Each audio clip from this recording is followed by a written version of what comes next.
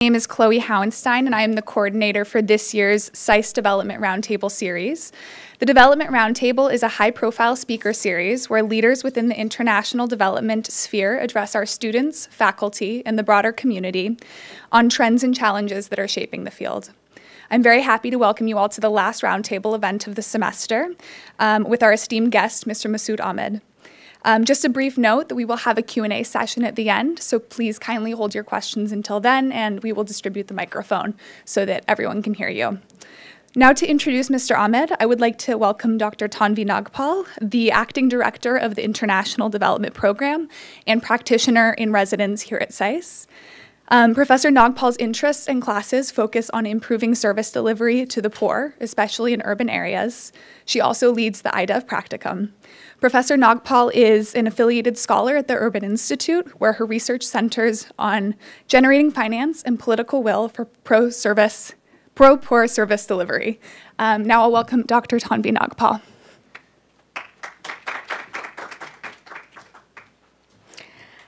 Thank you, Chloe, and Chloe's done an awesome job putting the first part of the Development Roundtable series together, so thank you. Hello, everyone. I'm pleased to introduce today's speaker, Mr. Masood Ahmed. Mr. Ahmed is the president of the Center for Global Development, or CGD to us insiders, and all of you here are insiders, an institution with which IDEV has had very deep connections for a long time. Mr. Ahmed joined the center in January of this year, capping a 35-year career driving economic development policy initiatives related to debt, aid effectiveness, trade, and global economic prospects at major international institutions such as the Fund, the IMF, the World Bank, and UK's Department for International Development, which insiders call DFID.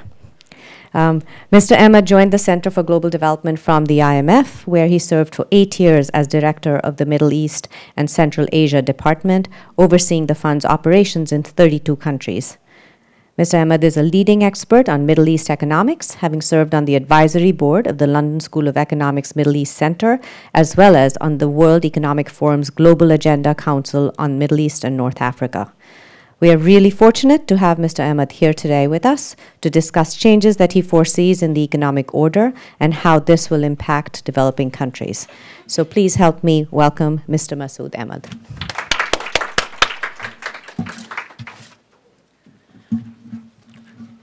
Well, thank you very much, Dr. Nagpal. Thank you, Chloe, for the invitation and for organizing this. And thank you all for taking the time during your lunch hour to come by. So I wanted to talk a little bit about sort of the world economic outlook, and I want to use it as a springboard for then talking about what I think are few trends that are going to have an impact on the world economy over the next decade. So you're all at the stage where you should be thinking about the next decade, and what you do will help to shape what happens in that decade. So let's talk a bit about that.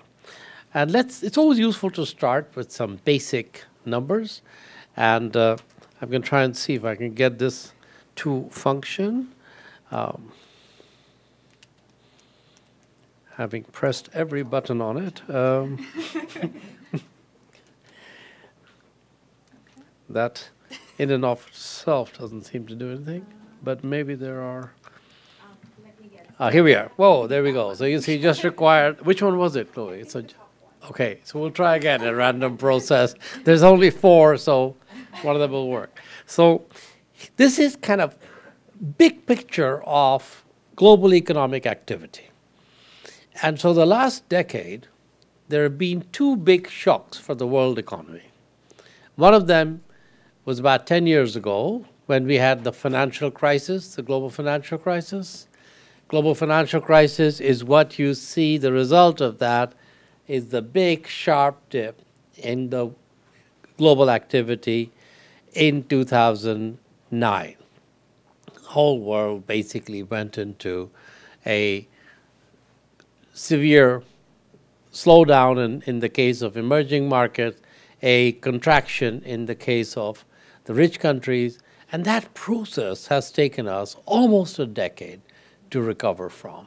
Europe taking a long time to recover from it. And the second big shock was around 2014, end of 2014, when the price of oil went down dramatically. You remember oil used to be about $130 a barrel, went down at that time to around 50, then even lower.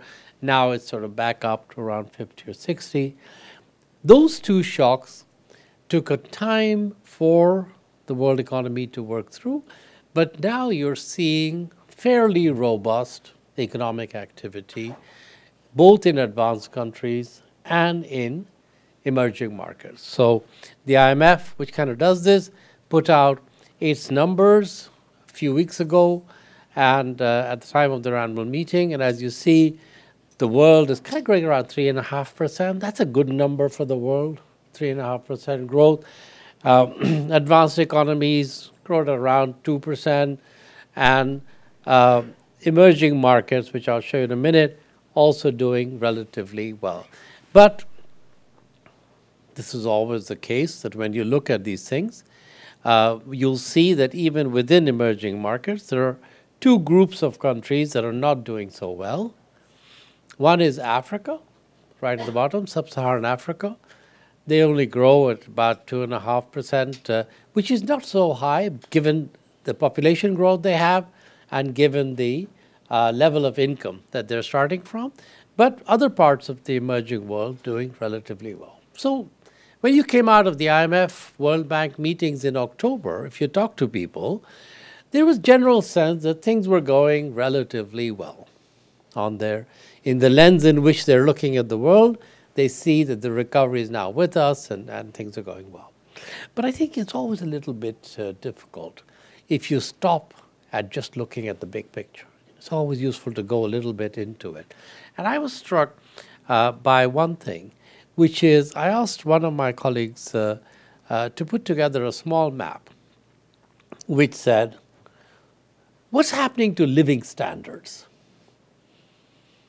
And what this shows you is everything in red is countries where over the next 5 years, not just this year, but over the next 5 years, their living standards are going to fall, which is to say that their income growth is not going to be, as an economy, they're not going to grow as fast as the number of people. So actually, in terms of individual per capita incomes, they're actually going to fall. So that's about 19 countries where over the next 5 years, 500 million people live in those countries. And for 500 million people, this story that the world is doing really well doesn't really work because they're going to see their incomes fall every year for the next 5 years. And then there's another 19 countries, and these are only, I'm talking about developing countries, because if you look at rich countries, if they stay at around their current income, it's not such a big issue for them. But for poor countries, there's another 19 countries where their incomes are actually just stagnating and not growing much at all. So essentially, the first message that I have in terms of the world economy is that while overall we're doing better than we were for the last decade, there are substantial chunks of the world, altogether 750 million people, who are actually going to see their incomes fall or hardly grow over the next 5 years. And when you look at where those red marks are, you see they're mostly in countries that are either oil producers who are adjusting still to a lower level of income.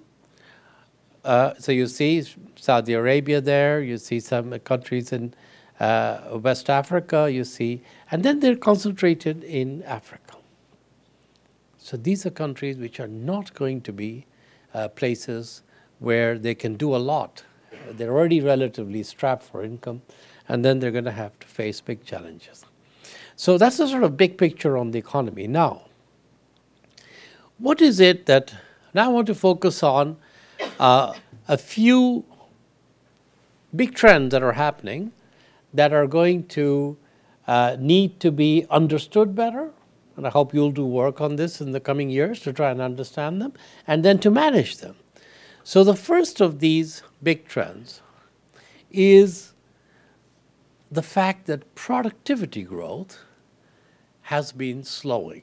Now, what is productivity growth? So productivity growth, all of you know, is essentially what explains in the long term why incomes rise, why economies do better.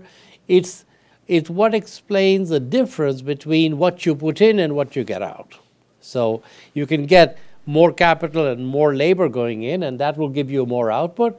But productivity growth actually helps to explain why you get a certain amount of output with the same amount of labor and capital, or why you get more from it. And this very interesting phenomenon that I don't think we understand yet, which is that both in advanced economies for some time, and that's the picture on the left, in emerging markets for less time, so for about a decade, and in low-income countries, there has been a slowing down in the rate at which productivity is improving.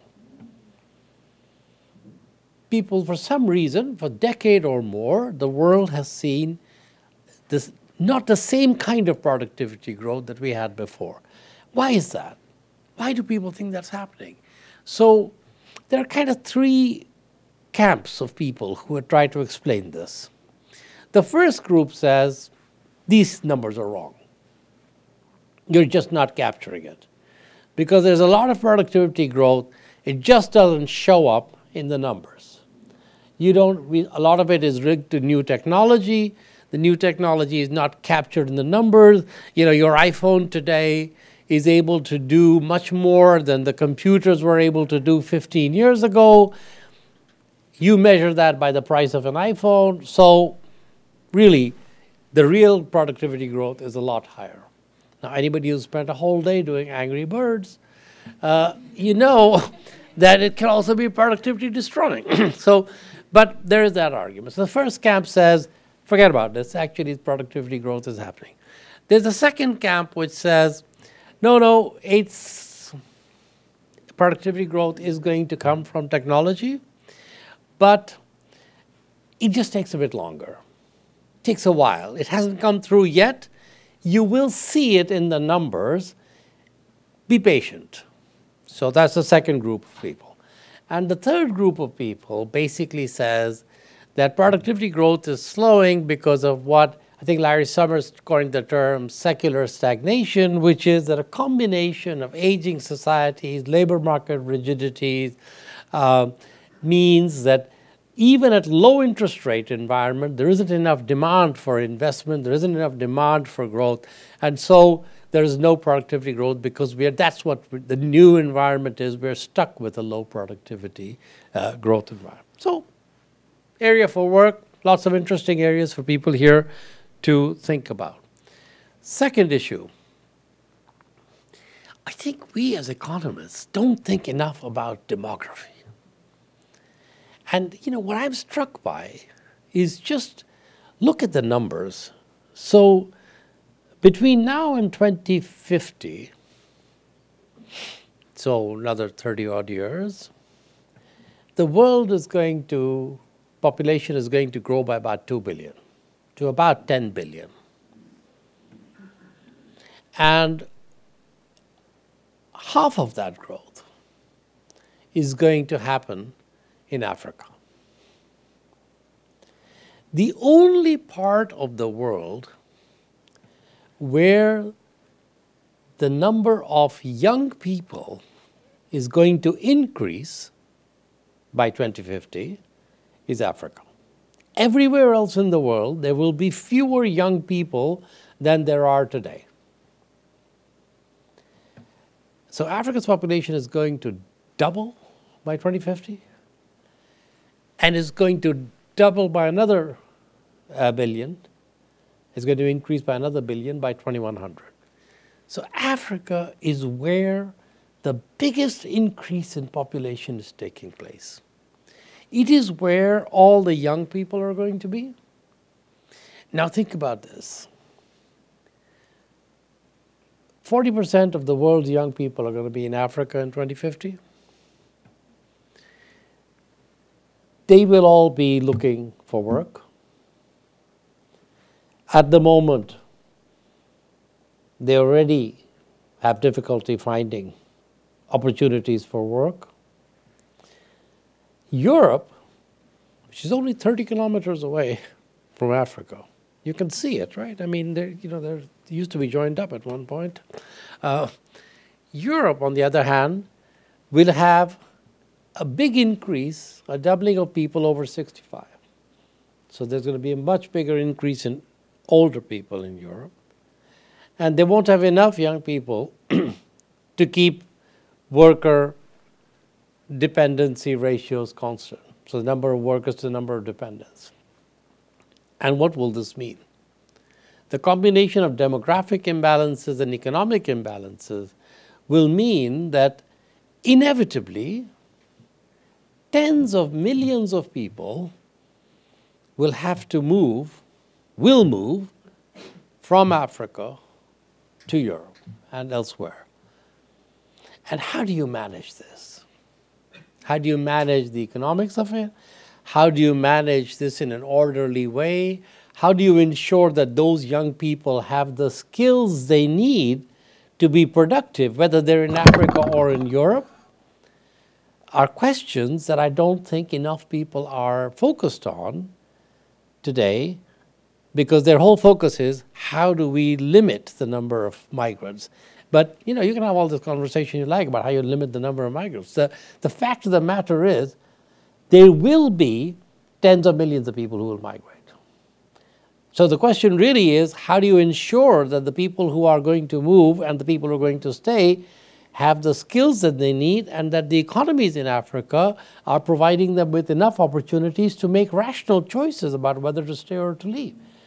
Obviously, the worse the situation is in where they are, the more they are being forced to think about alternatives elsewhere.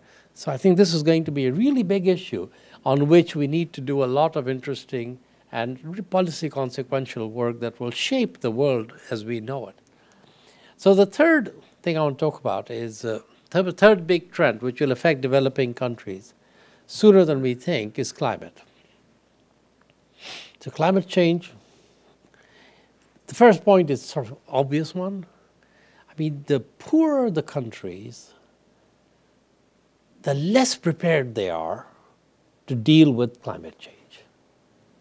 Because many of them happen to be located in places where they will be disproportionately impacted by climate change. So they may be, Bangladesh is the obvious example people talk about, where you're going to lose a substantial chunk of the land area because of rising sea levels, where people will, millions of people will need to move. Africa is another area where the combination of extreme weather and drought is going to force people who work in agriculture to seek alternative livelihoods elsewhere. So climate change is going to be the big impact will be on the countries that are least able to cope with it. So 1% increase in the 1 degree increase in temperature leads to over 1% drop in economic activity in low-income countries. So that's kind of like a big thing for them. Second thing that is important is to make the link that the consequence of the growing middle class in developing countries is going to drive most of the growth in energy demand in the world. So if you look out next 35, 40 years, the United States is not really going to use much more energy than we do now, because broadly speaking, we use a lot already, but more than most people in the world put together. But it's not as if it's going to grow. If anything, things are becoming more efficient, so energy demand is likely to come down.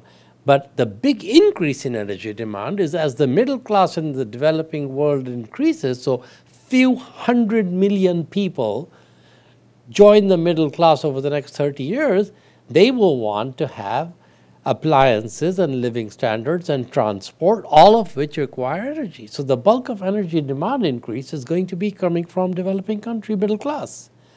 And the middle class, the appliances they have, the infrastructure we lay down, the design of cities in the developing world will affect then the demand for energy and the climate consequences of it for a century.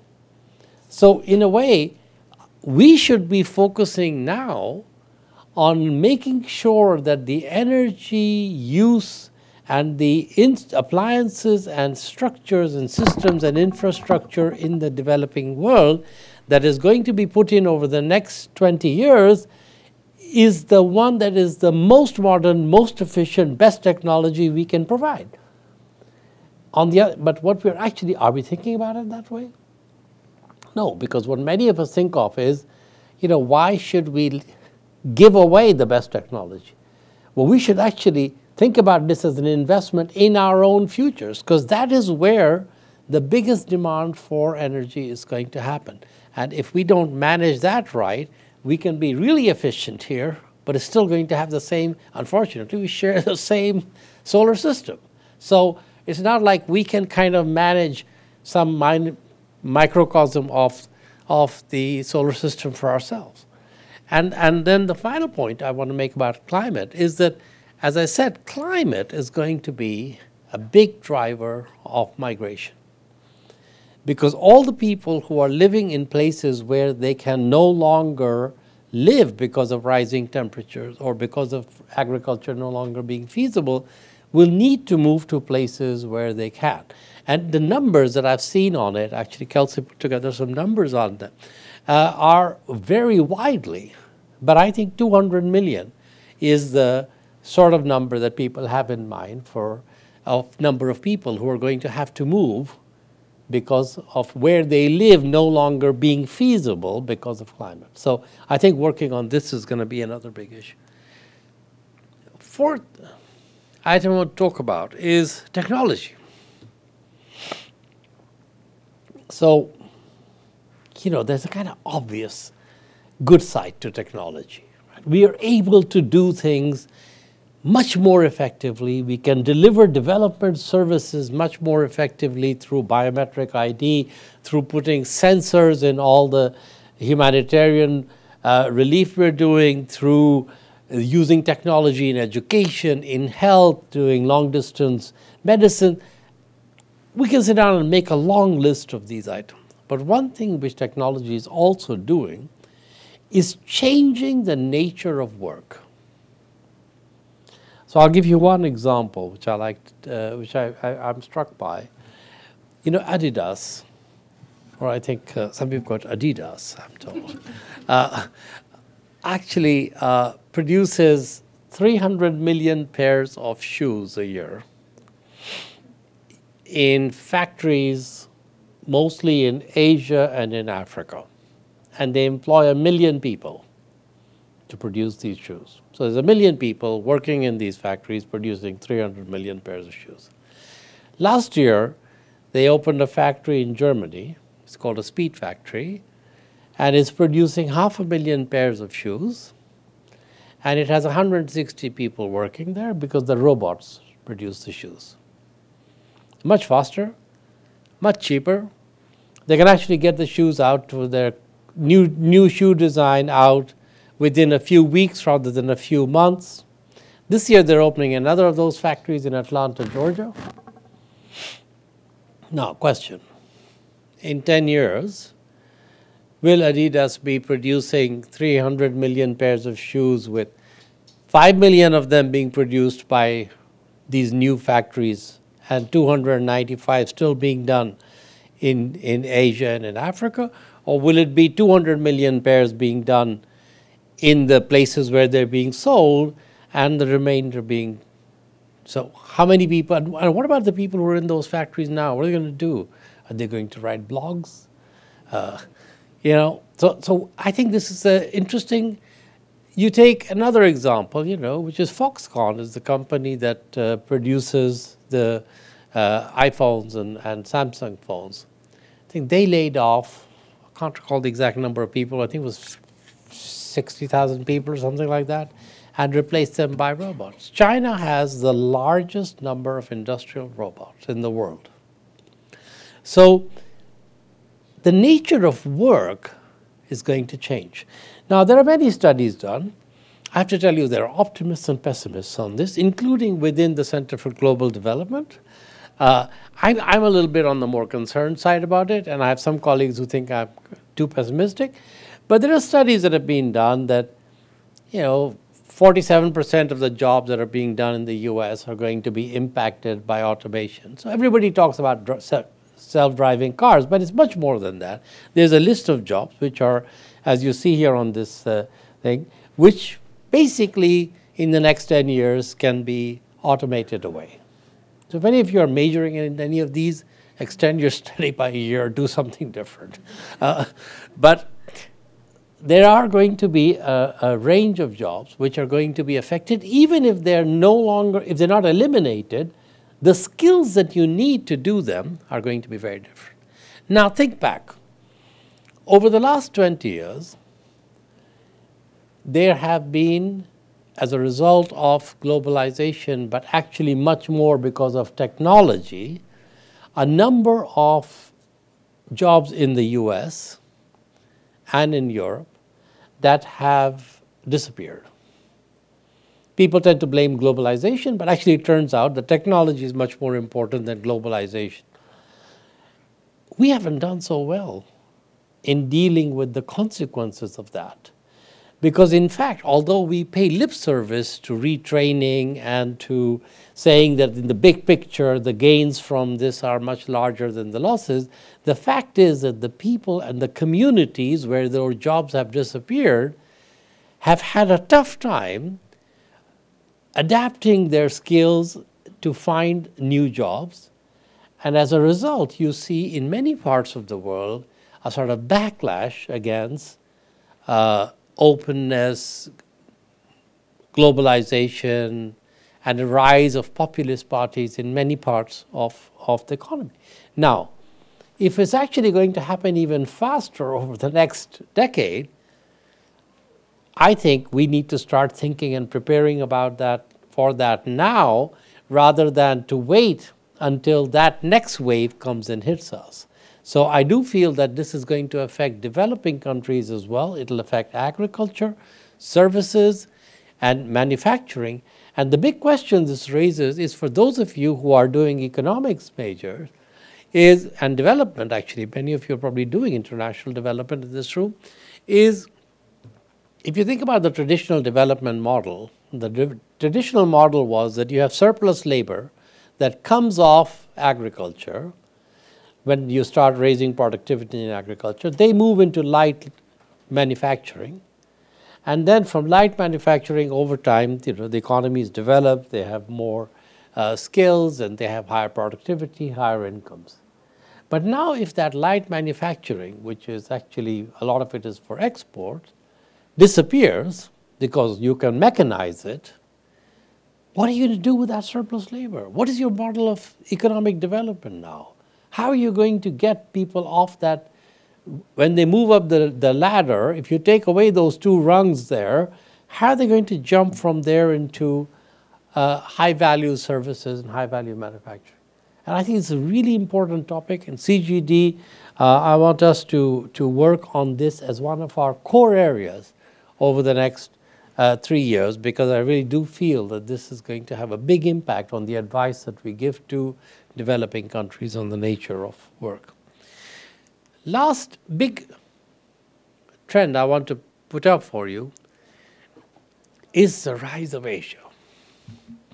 I hadn't realized just quite dramatic the numbers were until I went to the Asian Development Bank meeting actually earlier this year in Yokohama. And I saw people talking about it, and I saw a version of this slide. And I really was struck by the fact at how, if you take a long view, we're at a turning point now in the role and importance of Asia in the world economy. So Asia used to be, around 60% of the world a couple of hundred years ago, and then its share started going down because the rest of the world was doing much better. But now, if you look out for the next 100 years, that is where the growth in the world is going to come from, much of it. That is where you see incomes are rising. That is where you see, as a result, their share of the world is rising. And it's very interesting when you listen to the conversation, the policymakers' conversation in Asia, and the young people who were there. Actually, we had a session where we had a number of young people asking questions. And it's about how do you manage increased prosperity. So the conversation in Asia is about how we're going to cope with becoming better off. How are we going to make sure that our cities are livable? How are we going to make sure that we use energy in a way that is not polluting for our children? How do we make sure that our middle classes has the access to the things they need? So it's a very positive, forward-looking conversation.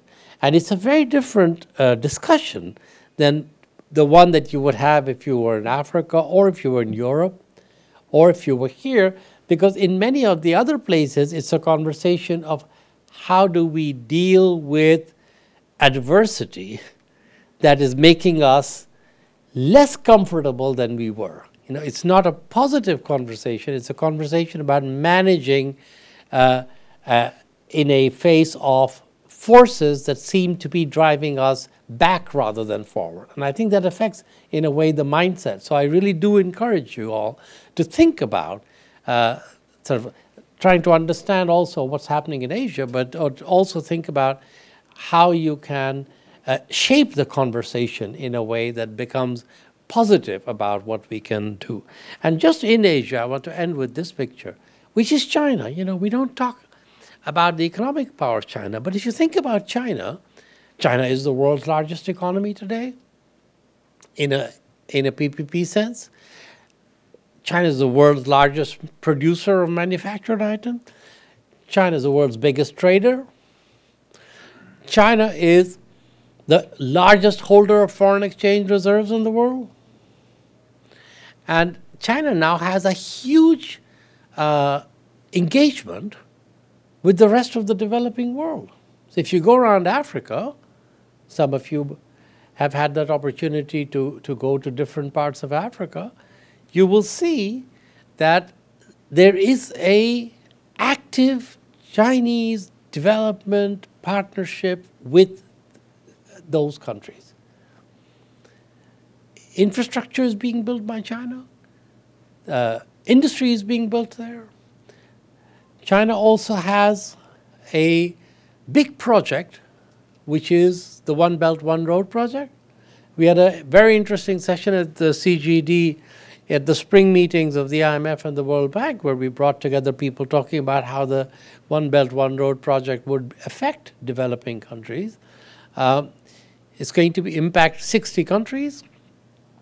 It runs into the trillions of dollars. It's going to put down infrastructure through many parts of Central Asia and into Europe. And in the end, in my view, in 100 years, when we look back, the impact of the One Belt, One Road project on that part of the world will be the same, comparable to the consequence of the Roman roads on the economic geography of Europe.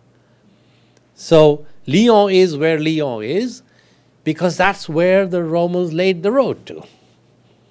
Bath is where Bath is for the same reason. So where you lay the infrastructure over 100 years, that is where economic activity will grow.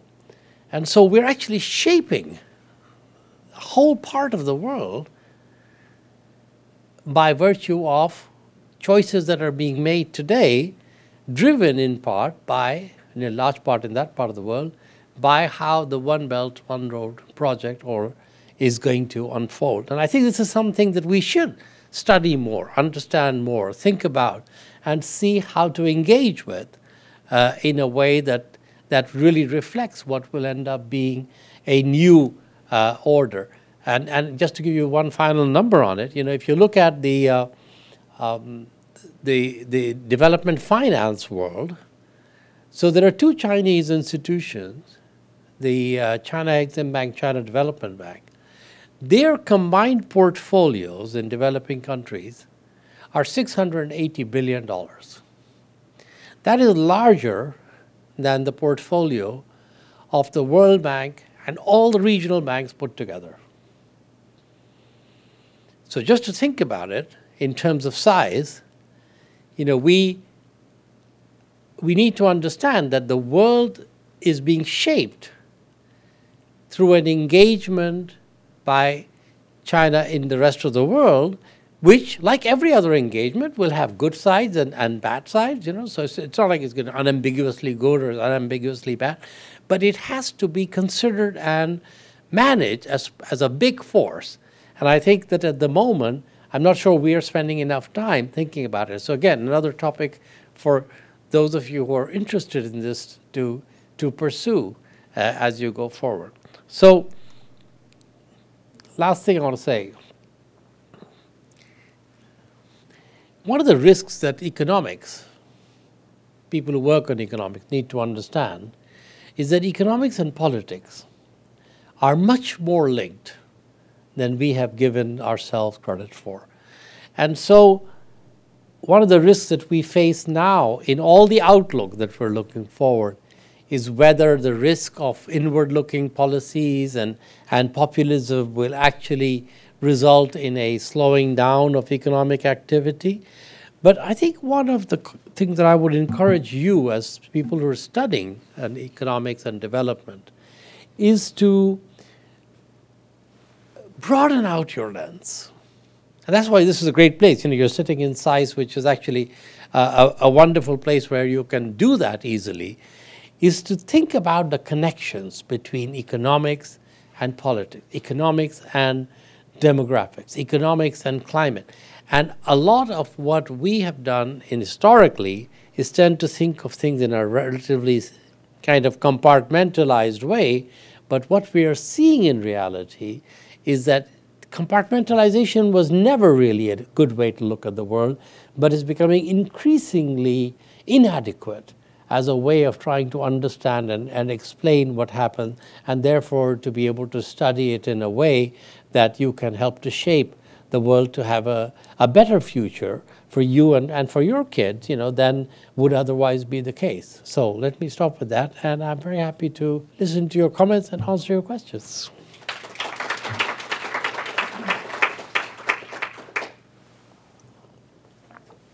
Would be great for me if you could, yeah, go ahead. I think there's some mics along the way. If you could identify yourself and tell me what you're studying.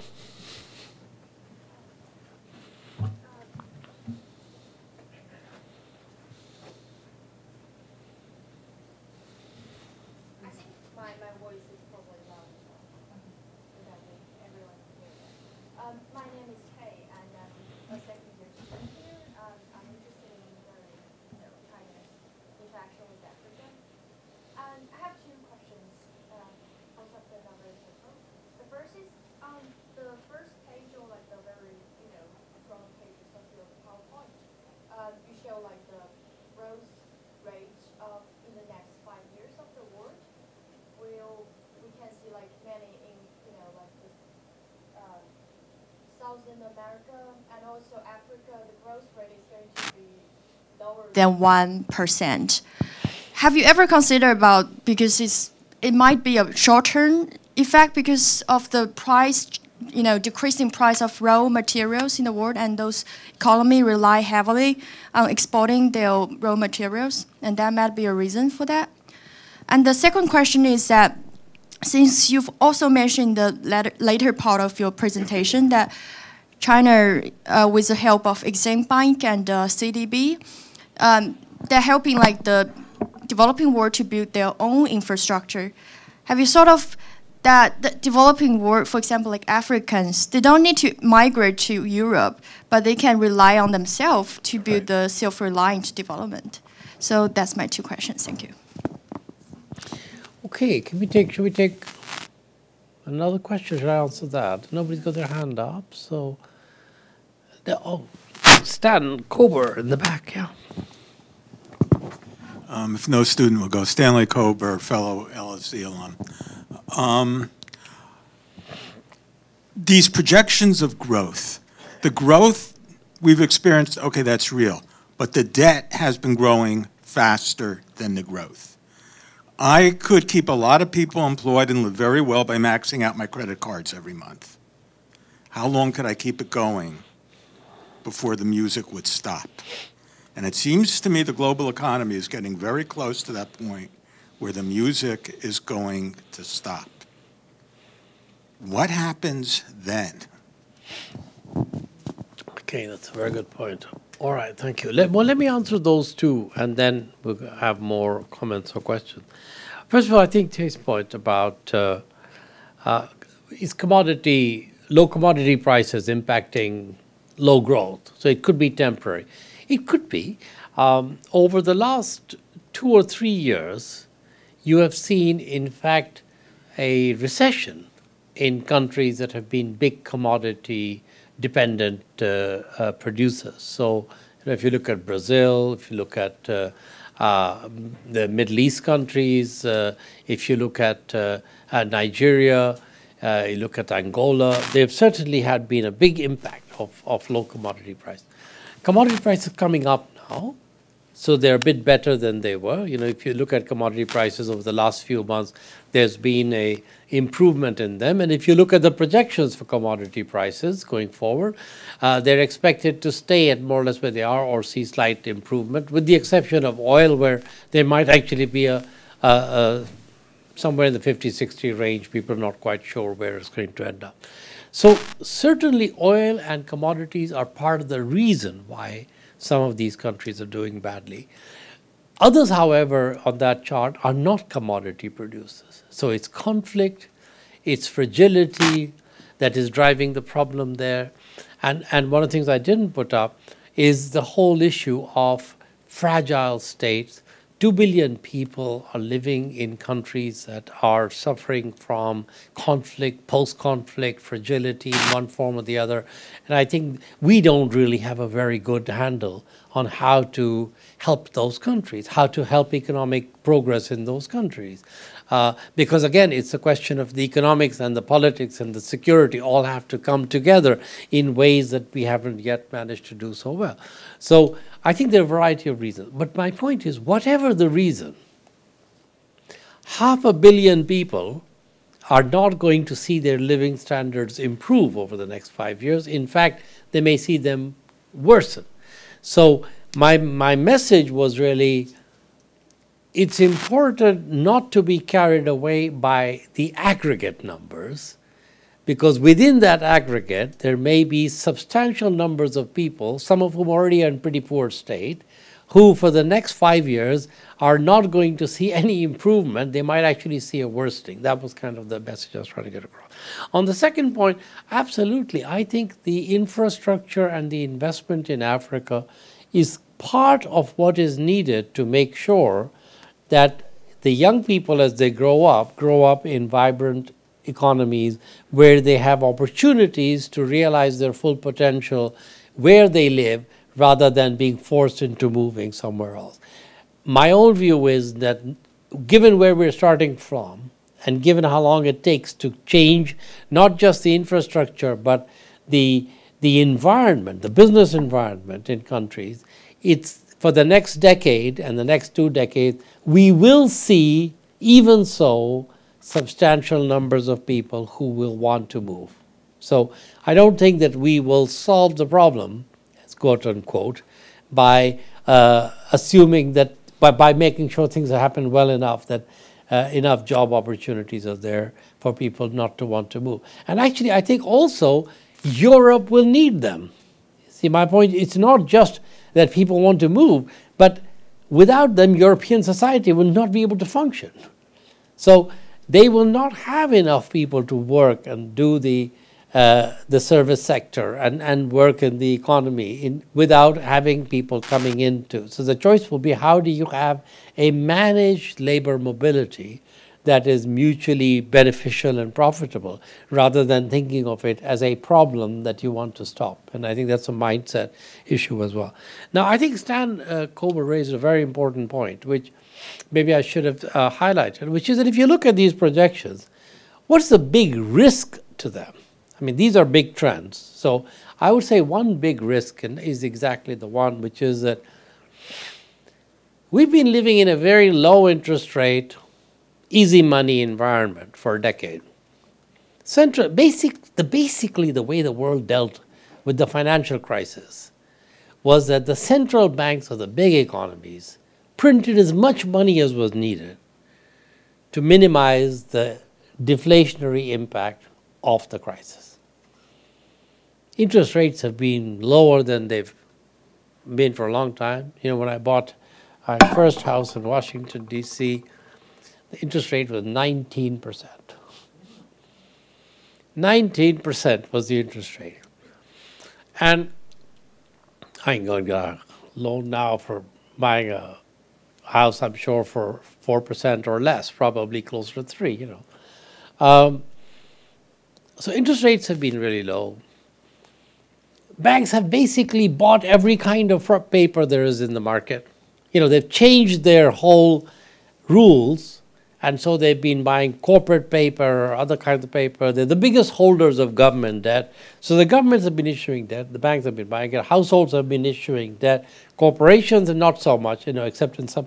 Now in China there is a huge problem with growing debt. So the debt to GDP ratio in China is now way above what you would consider to be prudent in any part of the world. So one big challenge for the Chinese policymakers is how do you manage the reduction in the debt overhang in China without causing a big hard landing of their economy. So the combination of the end of easy money and suddenly people realizing that maybe the people they've been lending to can only pay back their credit card by borrowing on somebody else's credit card may mean that there is a end of the party, as it were, on the financial markets, which is why a lot of people, you know, worry about whether, if you look at the financial markets now, they've been too accommodating in terms of the terms on which they've been willing to provide money to countries, to individuals, to corporations. And I think there is a real risk going forward. So 1, 2, 3. Hi, my name is Maya Gaynor. I'm a first-year student in international development, and I'm interested in your perspective on the impact of income inequality, especially in developing countries, on economic and political development. Okay. Thank you for your inspiring lecture. And I have a question, because you have talked lots about China, so I have a follow-up question. This question is from one of my lecture discussions. That is, do you think China would be the disruptor or collaborator in the existing system of international development? And could you give some examples? Thank you. Thank you. This is a good topic, by the way, for a thesis. No, I mean, and I have one person in the front. Hi, I'm a first-year IDEV student. My name is Rachit. I have a fairly specific question on your point about measuring productivity, particularly with regard to the group of people that you mentioned that seem to question the numbers that they're seeing currently. My own understanding of that was that productivity is typically measured as a residual, right? As kind of the difference between outputs and inputs, rather than measuring productivity directly. And this is just my own limited understanding, but is that group of people looking in the wrong place to measure productivity? What might be happening there? I'm just curious. And then I think there was one in the front here that was being patient. Thank you for speaking to us. My name is Nathan Benjamin, and my question is actually similar to the previous question I wanted to ask about productivity growth. You outlined kind of 3 possible explanations for why it's fallen. Maybe the numbers don't reflect it, maybe technology hasn't kicked in yet, or maybe we're just in the new normal. But I wanted to know which camp of those 3, or maybe a different camp, do you ascribe to? Okay, so I would say that first one on income inequality and its effect. I think it is quite interesting that while we have done a lot of work recently on the impact of income, well, on the increasing income inequality and the impact of inequality on society more broadly in advanced economies, we really haven't been doing, or at least I haven't been familiar with the same kind of work on how income inequality is impacting. First of all, how it's changing. I think there's a broad view that income inequality has also been growing in a number of emerging markets, but how is that impacting societies is something I think I haven't seen the same kind of work on. What I can say, though, is that for the same reasons why we have seen growing income inequality in rich countries, I anticipate that you will see broadening income inequality in many different dimensions in poor countries and developing countries as well. And I think I don't fully understand why there is such a tolerance of high income inequality in many poor countries. You know, it's kind of hard for me to understand the political economy of why large numbers of people who see this widening inequality don't factor that into their voting preferences or their decision-making preferences. It's a complicated topic, and I hope we can understand it better, but I think it's a good topic on which to do more work. Your thesis topic, you know, the China as disruptor or collaborator. Look, I think that we shouldn't think about it.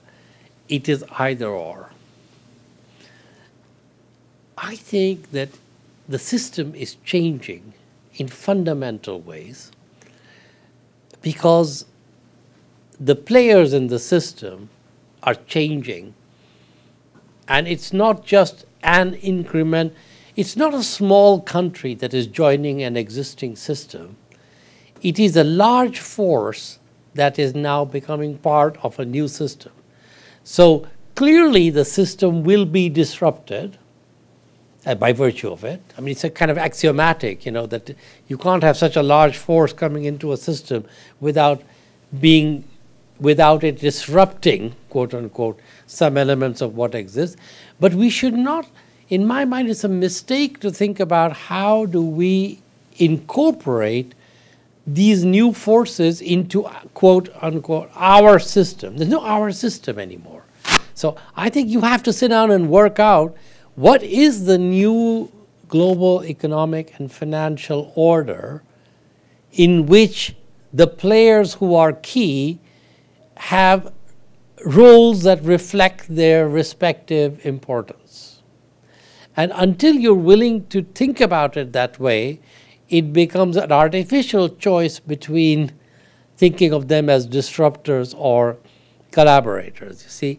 And I think it is in the interest of the large players in the financial system, global economic system, to have some set of rules and functions that work well, but they won't necessarily be the same rules that it's not our club that somebody else is joining. You know, it's a new thing that we have to construct together, and that's the way I kind of think about it. On this issue of productivity and sort of the measurement of it, I mean, I'm not sure that those people are necessarily looking at the wrong place. I mean, I think that they are, that's how, you're right, that's how you measure it, right, as a residual. So they are looking at it. I think what they are saying is that the aggregate numbers from which we are doing the residual are understating what is actual output. That, you know, we are not capturing all the things that our iPhone is doing. We are actually capturing the value of the iPhone by the price of the iPhone. So if the price of the iPhone goes down in real terms, in a way they'll say, well, you're saying this it's less productive, but actually it's more productive. You know, so in some ways that's the sort of their argument on it. I don't think that the explanation is entirely a measurement problem. So I don't believe you can explain it away by saying it's all bad measurement. that's causing it. So I actually tend to believe that there is some element of the kind of big demographic structural shifts in the economy which are driving this situation, which means that, you know, even there is a sort of excess savings in some sense in the economy, and that this is going to have an impact.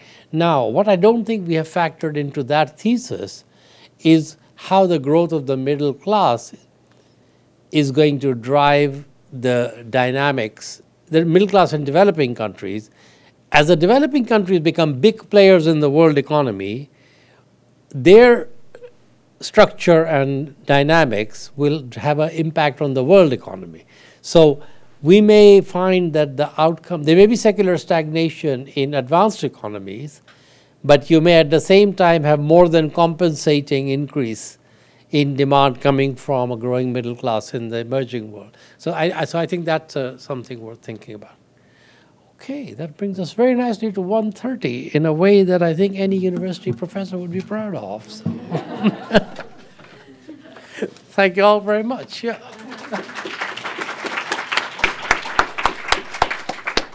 Thank you so much, Mr. Ahmed. We really appreciate the time you took to be here, and that was so informative, and I think so many different disciplines will benefit. So that wraps up our roundtable series for this semester. Thank you all for being here, and for all of those, or all of you who have been to the events before this. We're currently working on our kind of speaker roster for next semester, and we'll send that out as soon as we have it. And if you aren't on the mailing list, there is a sign back there. You can put your email down, and we'll make sure that we get the events to you. So thank you so much, and have a great afternoon. Thank you.